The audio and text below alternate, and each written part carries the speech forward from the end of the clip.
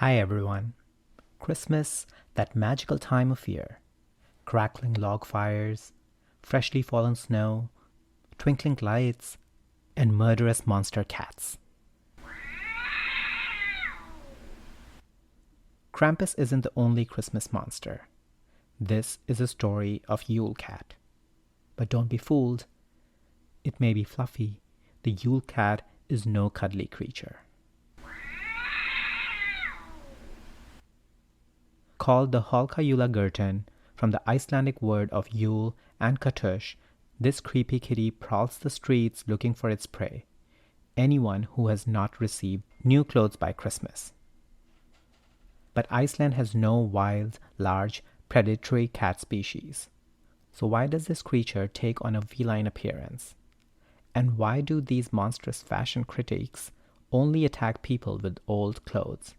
To find out, let's take a look at Icelandic mythology, the importance of storytelling, and wool production. Also, mudderfloofs. On that note, it's story time. With glowing eyes and sharp whiskers, the Yule Cat towers over houses as it prowls the snowy streets, hunting people rather than mice. The Yule Cat's favorite prey is children. The giant feline lurks along snowy streets and countrysides, checking in windows to see which children received new clothes for Christmas. If the Yule Cat spots anyone with frayed or torn clothing, he eats them. Perhaps the most famous account of the Yule Cat, and the one most modern Icelanders are familiar with, comes from a poem. From the book Christmas is Coming, first published in 1932, but translated to English for the first time in 2015. The author writes, "He opened his glaring eyes wide, the two of them glowing bright. It took a really brave man to look straight into them. His whiskers sharp as bristles, his back arched up high, and the claws of his hairy paws were a terrible sight. He gave a wave of his strong tail. He jumped and he clawed and he hissed, sometimes up in the valley, sometimes down by the shore. He roamed at large, hungry and evil, in the freezing Yule snow. In every home, people shuddered at his name. If one heard a pitiful meow, something evil will happen soon." Everybody knew he hunted men, but didn't care for mice. Where does this Yule Cat come from? Legend and literary history tells us that he is actually the pet of the family of trolls, including the Yule lads. Iceland does not actually have a Santa Claus. The Yule lads, or Christmas lads, serve as the gift givers children receive presents from every year. While the number of lads range from 9 to 22, the most common number is 13, since around the 17th century. These trolls came down from their mountain homes, one by one over a period of 13 days before Christmas to leave small presents and cause a little mischief along the way. The brothers have very odd names, like Stubby, Window Peeper, and Spoonlicker. In the 20th century, the Yule lads adopted red clothing and white beards, inspired by Santa Claus from other cultures. But these seemingly harmless trolls were not always so friendly. Originally, it was said that they came down from the mountains not to spread Christmas cheer, but to terrify children into obedience. They carried off the ones who misbehaved or cried too much. This was a successful enough deterrent that it actually caused a bit of panic, enough so that in 1764 a regulation was issued by the government saying, "This foolish custom, which has been practiced here and there about the country, of scaring children with Yuletide lads or ghosts, shall be abolished." I should also mention that the Yule lads have quite a famous mother, Grela, who has been around since at least the early 13th century.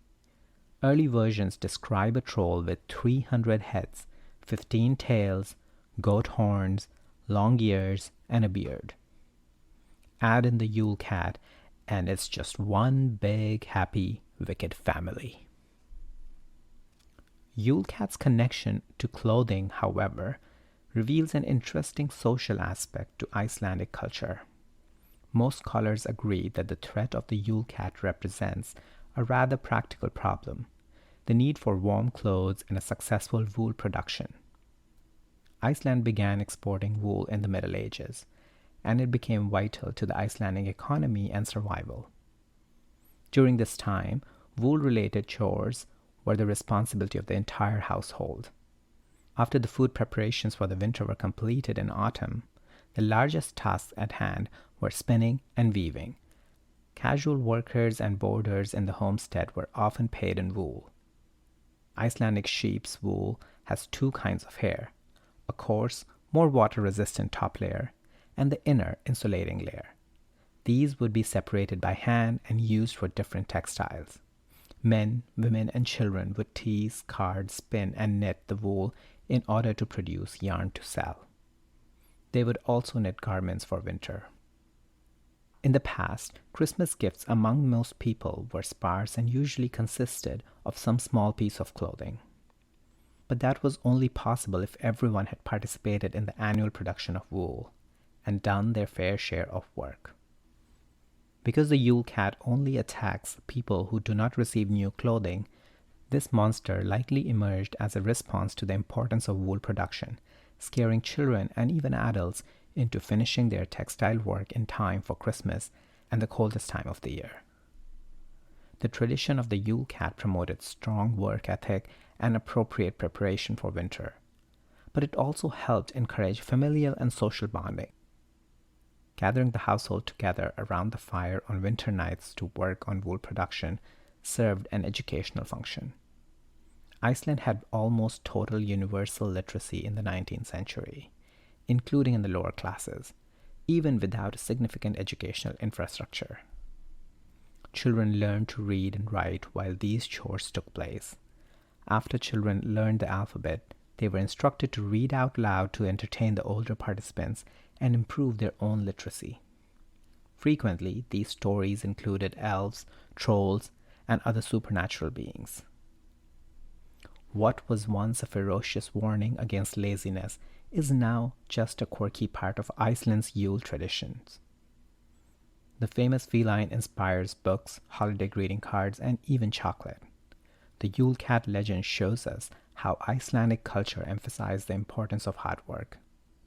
It served as a warning to young children that being lazy would have serious consequences, not the least of which including being clawed and eaten alive by a massive cat.